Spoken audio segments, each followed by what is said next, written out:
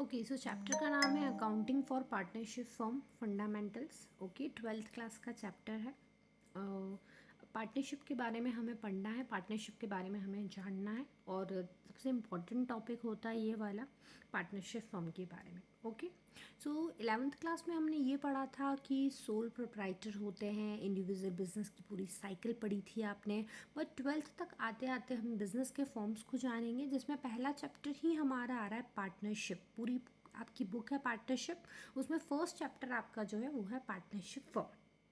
Okay, सो इसके पहले जो हमने पढ़ा था 11th क्लास की अगर हम बात करें तो सोल प्रोप्राइटर होता था, मीन्स कोई एक बंदा बिजनेस करता था, और वो अकेला जो बिजनेस करता था तो वो सारे आपके बिजनेस के जितने भी कैपिटल लगाना, बिजनेस के सारे अफेयर्स को, बिजनेस के अफेयर्स को हैंडल करना, बिजनेस के डेली ऑपरेशंस को हैंडल करना, प्रॉफिट अर्न करना। So one person is not enough for this.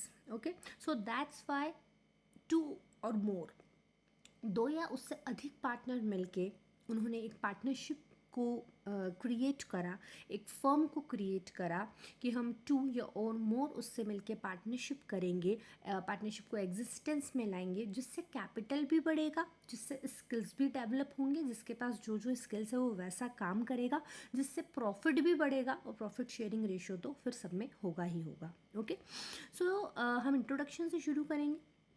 There are certain limitations of a sole trader.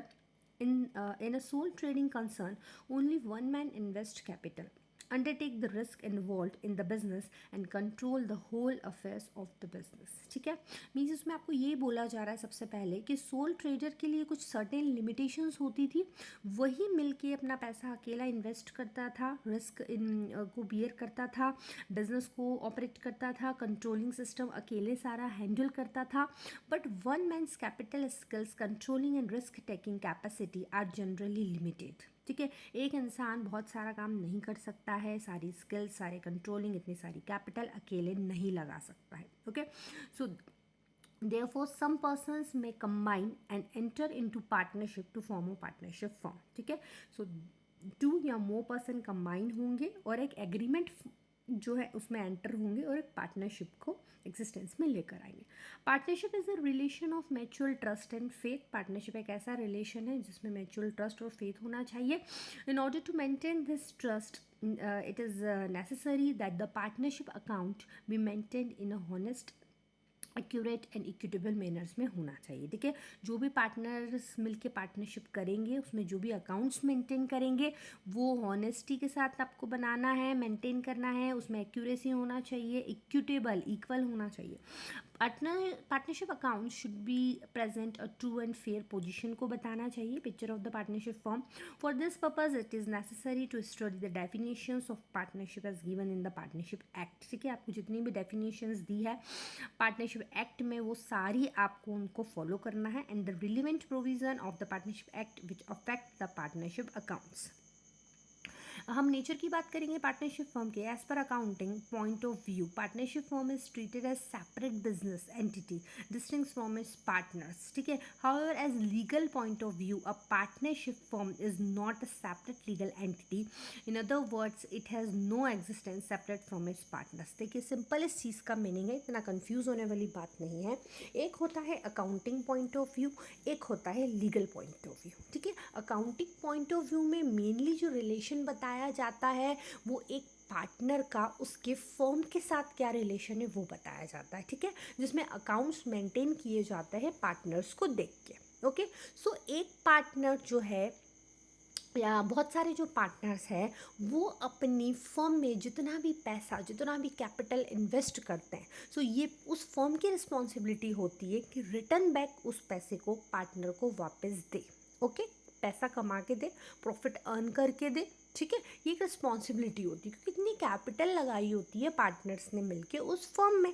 Getting, इसीलिए अकाउंटिंग ऐसा मानती है कि पार्टनर अलग है और पार्टनरशिप फर्म अलग है। गेटिंग, वहीं पर अगर हम बात करें कि लीगल पॉइंट ऑफ व्यू क्या बोलता है, सो लीगल पॉइंट ऑफ व्यू जो है वो उसका कहना है कि नहीं, पार्टनरशिप और पार्टनर जो है वो दोनों एक ही हैं। एक क्यों है? सपोज करिए कि आपकी फर्म बैंकरप्ट हो गई, सपोज़ करिए कि कोई बहुत बड़ा आपने बैंक से लोन ले लिया आपकी फर्म ने जो चुका नहीं पा रहा, तो एक बात बताइए कि अगर बैंक में आप अपना लोन चुका नहीं पा रहे हैं, आप अपना लोन का पेमेंट नहीं कर पा रहे हैं, सो जो बैंक वाला जो बैंकर्स होते हैं वो किसको पकड़ेंगे? वो किसी फर्म में जो पार्टनर्स हैं उन्हीं को पकड़ेंगे, उन्हीं से बोलेंगे कि अगर आपकी फर्म प्रॉपर नहीं रन कर पा रही है, चल नहीं पा रही है, तो पार्टनर्स जो है वो पेमेंट करे, पार्टनर्स जो है वो हमारा लोन चुकाए, है ना। सो लीगल पॉइंट ऑफ व्यू से पार्टनर और पार्टनरशिप फर्म दोनों एक होती है। ओके,